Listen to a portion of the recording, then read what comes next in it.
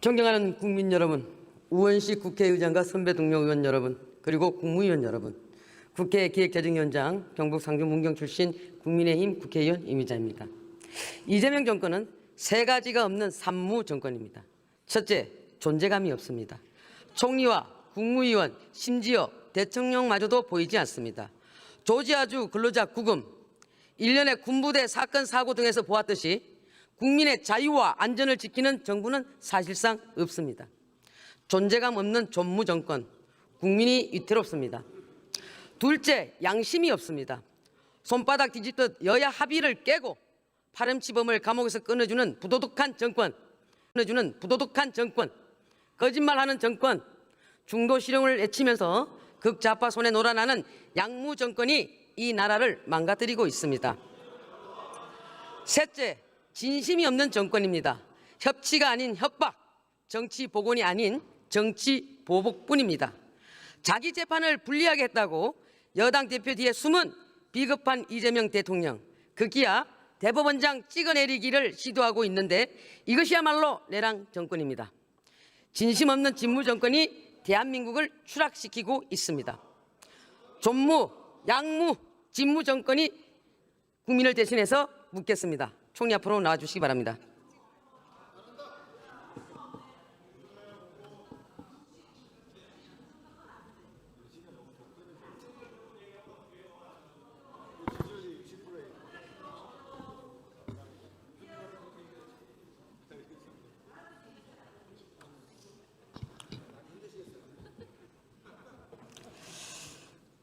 총리, 저는 솔직히 총리가 측은하게 느껴집니다. 이 엄중한 시국에 총리의 역할이 전혀 보이지 않습니다. 이렇게 존재감 없는 총리 저는 처음 봅니다. 조지아주 근로자 구금 사태, 미국의 관세 협상 압박, 연이어 터지는 군 사고, 홍수와 가뭄, 대한민국 총리는 도대체 어디 있었습니까? 하긴 어제 보니까 보이시더라고요. 당정대 엇박자 내고 그런다니까 부부싸움 말리겠다고 하면서 어저께 보이더라고요.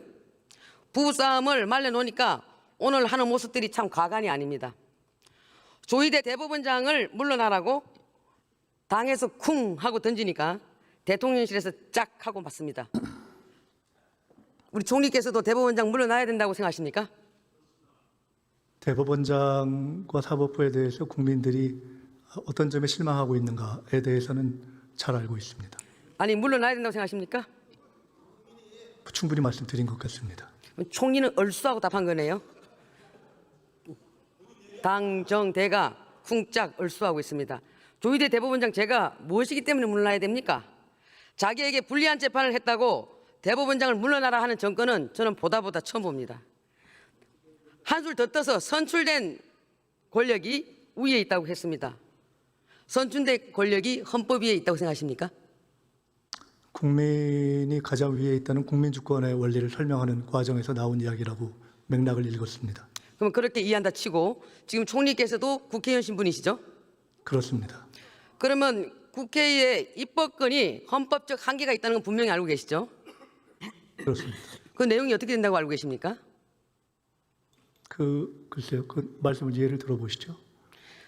국회의원 신분이신데도 입법을 수도 없이 했으면서도 거기에 대해서 입법권자의 어떤 헌법적 한계에 대해서 그렇게 모르신다면 앞으로 헌법 제37조 2항을 다시 읽어보시기 바랍니다. 대한민국의 헌법이 유린되고 무너지고 있습니다. 지금 K-팝은 나라를 일으키고 있는데 민주당과 대통령실은 나라의 기본을 무너뜨리고 있습니다. 총리, 최근에 군 사고가 연이어 터지고 있습니다. 정말 귀중한 우리의 아들들이 군대에서 억울하게 사고당하고 있는데 총리는 뭘 했고 누가 책임지는 겁니까? 군에서의 각종 사고에 대해서는 국방부에서 최대한 함께 국방부 장관과 의논을 하면서 하나하나 대처를 하고 있습니다. 누가 책임집니까? 그것은 국가가 그리고 정부가 근본적으로 책임감을 가지고 대처하고 있습니다. 자, 중대재해처벌법 만든 게 민주당 정권 맞죠? 다시요? 중대재해처벌법. 네.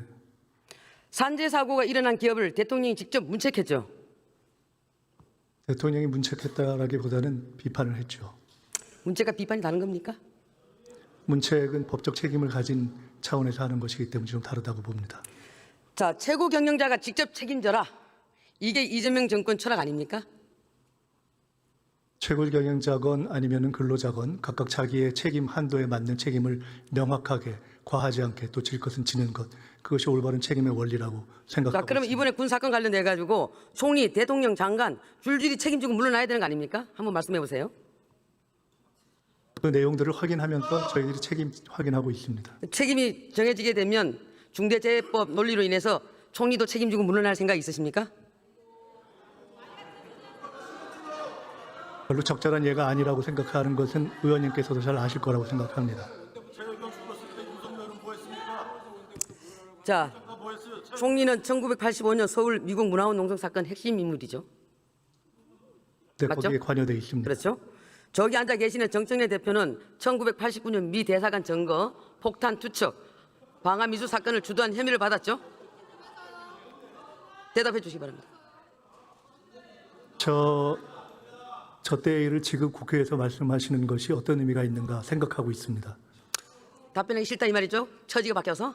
그렇게 하기 이해하겠습니다. 싫은 것이 아니라 자. 현재의 정치 상황에 연결시키려는 어떤 논리가 가능할까 생각해 보고 있었습니다. 자, 야반도주 임명한 이것을 강행한 최교진 장관은 천안함이 이스라엘 잠수함이 충돌했다는 황당한 음모론까지 유포했습니다. 그래서 더 나가서 고용노동부 장관이 민노총 출신인데 민노총이야말로 반미 시위의 본산이라고 저는 생각합니다. 간첩단 사건까지 연루된 적도 있었죠. 총리, 이쯤 되면은 이재명 정권의 주요 인사들이 국익의 최대 걸림돌 아닙니까? 미국이 이런 사람들 몇 면을 보고 대한민국 정권을 판단하는 거 아니겠습니까? 이런 친북 반미주의자들이 떡하고 버티고 있는데 제대로 된 대미 협상이 가능할 리가 있겠습니까? 여기에 대해서 한 말씀 해주시기 바랍니다. 국익의 최대 걸림돌이었던 많은 장관들로 구성되었던 윤석열 내각 그 시기를 극복하기 위해서 최선을 다하고 있습니다. 동문서답하고 계시는군요. 자, 그러면 지금 미국이 이재명 대통령에게 관세 관련돼서 사인하라고 압박하고 있죠. 협상이 진행되고 있습니다. 지금 안 하는 겁니까? 못 하는 겁니까? 불리한 것을 또는 우리에게 유리한 국익이 최대한 확보되지 않은 상태에서 바로 사인해라 이렇게. 근데 기간이 결정하시는 갈수록 건가요? 자동차세와 부품 관세는 계속 25%로 가고 있죠. 그렇습니다. 이것은 국익에 반합니까? 반하지 않습니까? 미국이 처음부터 한국의 국익을 생각해서 25%를 요구하지 않는 그런 상황이었다면 훨씬 좋았겠죠. 그러나 우리는 그러한 상황에 기초해서 첫 협상을 시작한 겁니다. 방어 잘했다고 얘기하고 싶은 거죠? 별로 그렇게 드릴 말씀이 이게 그러고 안 생각하지 하면 않고 국익에 위반되는 것이고 못하면 외교에 문제가 많은 것입니다. 자, 제가 한마디 드리겠습니다. 우리 사랑하니까 헤어진다는 말이 있습니다. 저기 앉아 계시는 정청래 대표와 동반 사태에서 이재명 대통령 짐 좀 덜어줄 생각은 없으십니까?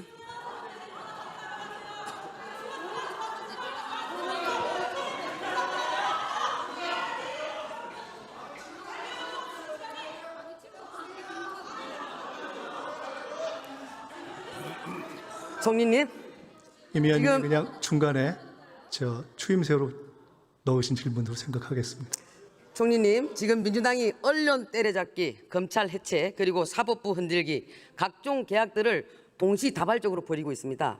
제가 보기에는 이재명 정권과 민주당은 두려움에 휩싸여 있는 것 같습니다. 언제 대통령 재판을 제기할지 모르는 판사들이 무섭고 언제 이 정권의 치부를 파헤칠지 알 수 없는 검사들이 무섭고 진실에 입각해서 이재명 정부의 실정과 패착을 낱낱이 보도할 언론들이 무섭고 그래서 지금 사법부, 검찰, 언론에 재갈을 물리는 거라고 저는 생각합니다. 어떻게 생각하십니까? 헌법과 법률에 의해서 이미 재판이 중단되어 있는 상황에서 너무 공상소설을 쓰시는 것 같습니다. 절대 그렇지 않습니다. 한마디로 방탄 계약입니다. 두려우니까 떳떳하지 못하니까 아예 싹을 잘라버리겠다. 씨를 말려버리겠다. 완전히 해체시켜버리겠다. 이거 전형적으로 독재 국가에서 벌어지는 일들입니다. 총리, 이게 이재명 정부의 민낯, 민주당 정권의 민낯입니다. 본인 인생에서 민주화 운동에 하신 것을 제일 사랑스럽게 여기신다고 저는 생각하고 있는데 근데 왜 총리는 민주주의 파괴하는데 앞장서고 계십니까? 검찰 개혁을 하거나 또는 내란 재판부를 요청하거나 또는 대법관 증언 등등 여러 가지 사안들이 조금 전에 말씀하신 민주주의를 압살한다 하는 것과 어떻게 연관이 되는지 전혀 이해가 되지 않습니다. 근데 많은 국민들이 그렇게 생각하고 계시는 겁니다. 자, 그다음은 지금 이 정부와 민주당이 선무당 사람잡듯이 하고 있는 검찰 개혁에 대해서 한번 봅시다. 지금 이재명 정부가 추진하는 이 검찰 개혁의 롤 모델이 이것을 핵심적으로 참고한 사례가 어디고 어느 나라 제도를 롤모델로 삼았는지 알고 싶습니다. 여기에 대해서 한 말씀 해주시기 바랍니다. 우리나라에 지금 진행되고 있는 개혁은 국민들의 경험에 기초해서 국민들의 요구에 따라서 우리의 현실에 맞게 만들어가는 것입니다. 본 의원이 알아보기로는 주요 선진 국가에서는 이렇게 하는 데가 어디에도 없다고 저는 봤습니다. 미국의 FBI는 어디 소속이죠? 미국 FBI는 지금 어느 부처의 소속입니까?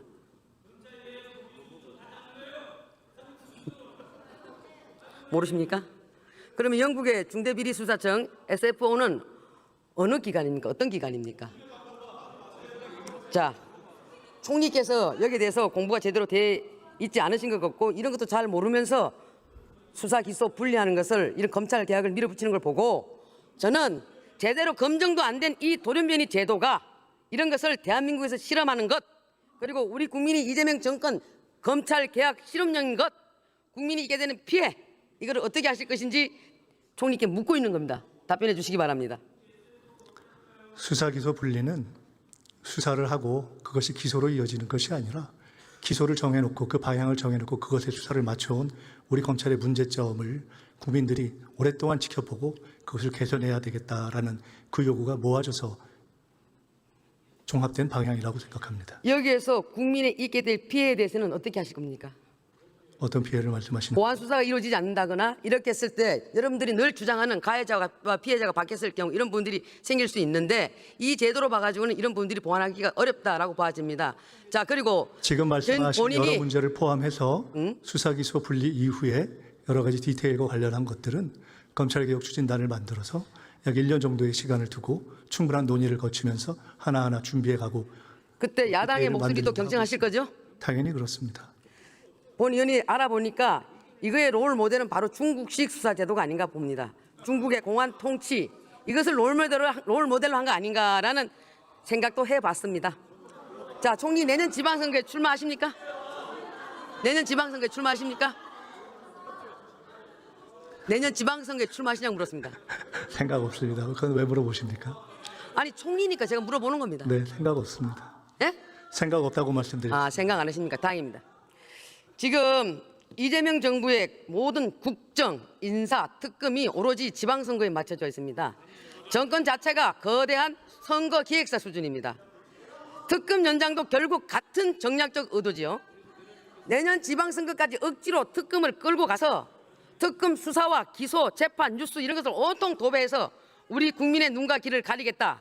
정말 나쁜 정권입니다. 윤석열 정권에서 그 특검들을 거부권을 행사하지 않았으면 이미 끝났을 일입니다. 선거하고는 아무 자, 상관이 그리고 또 제가 묻습니다. 이 야당 탄압도 모자라서 서울시장이랑 부산시장에게도 칼을 겨누고 있습니다.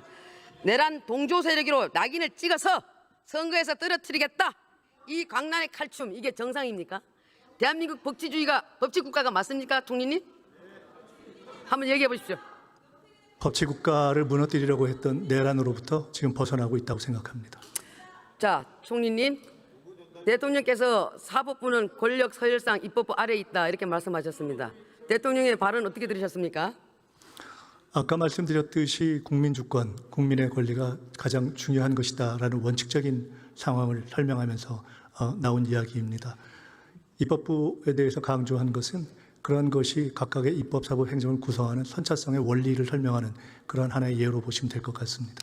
저는 입법부도 무한정에 저는 그 권한이 주어진다고 절대 생각지 않습니다. 그것도 우리가 헌법을 위배할 수는 없는 것이고 37조 2항을 잘 보시기 바랍니다. 저는 사법부는 입법부, 행정부 밑이다.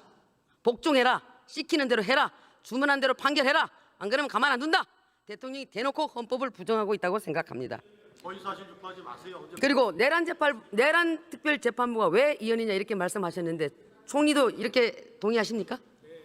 내란 특별재판부가 이래서 위헌이다라는 설명을 해주시면 한번 생각해 보세요. 아니 대통령께서 위헌이다라고 하는데 총리께서 동의하시냐고 묻습니다. 무엇이 위헌이다라는 설명 없이 위헌이다. 여기에 대한 수많은 법조계 인사와 학자들 그리고 민주당 내부에 있는 국회의원조차도 이 부분에 대해서는 사법부 독립침해다라고 했습니다. 그래서 이어마다 경고했습니다.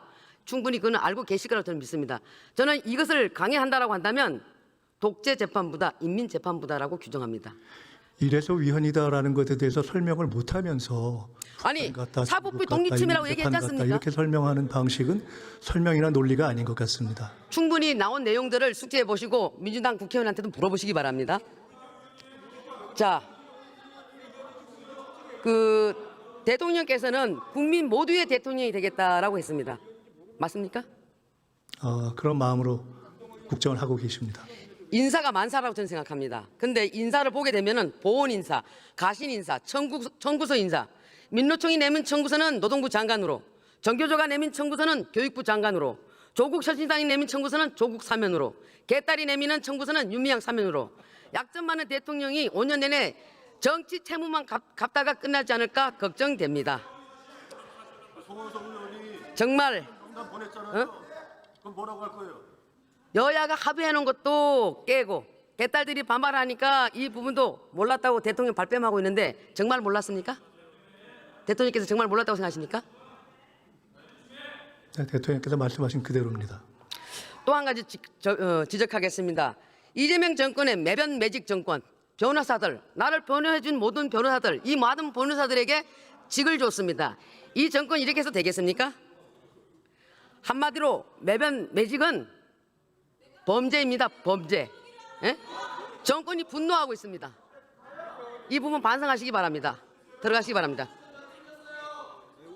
들어가시기 바랍니다.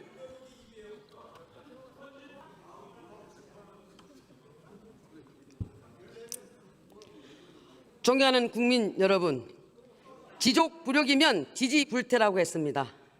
존재감, 양심 그리고 진심이 없는 이재명 정권, 저는 이 자리에서 민주당 정청래 대표, 김병기 원내대표에게 지금 민주당이 시급히 해야 할 일이 무엇인지 알려주도록 하겠습니다. 그것은 바로 이재명 대통령 탄핵소추안을 발의하는 것입니다. 반드시 탄핵소추안 발의하십시오. 이상입니다.